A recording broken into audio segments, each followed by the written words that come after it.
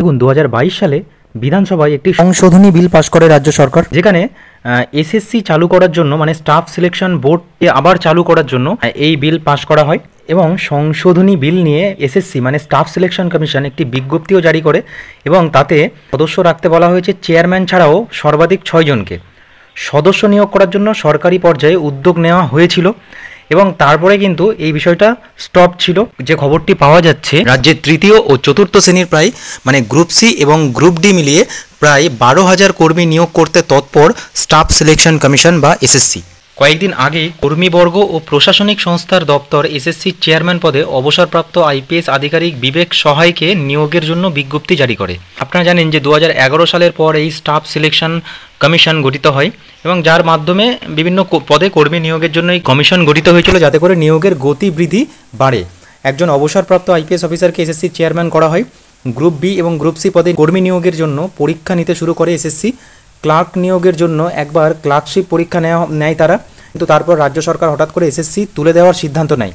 Clerk নিয়োগের দায়িত্ব ফের দেওয়া হয় পিএসসিকে। অন্যদিকে গড়া হয় একটি পৃথক গ্রুপ ডি রিক্রুটমেন্ট বোর্ড। রাজ্য সরকারের বিভিন্ন দপ্তরে বেশি সংখ্যায় গ্রুপ ডি কর্মী নিয়োগের জন্যই এই ব্যবস্থা। পরে অবশ্য তুলে দেওয়া হয় এই বোর্ডটিও। ফের এসএসসি চালু করার জন্য 2022 সালে বিধানসভায় একটি সংশোধনী বিল পাশ করা হয়। গত বছর ওই বিলের ভিত্তিতে এসএসসি আইনের বিজ্ঞপ্তি জারি করা হয়।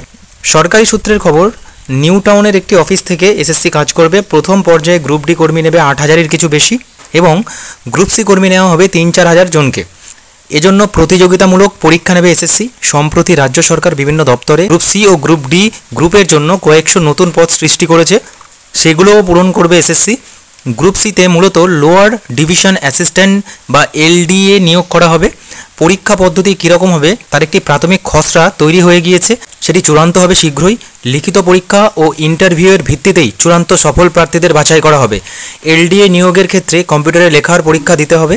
প্রিলিমিনারি ও মেন লিখিত পরীক্ষা নেওয়া হবে এই দুটি পর্যায়ে এবং দুটি স্তরে।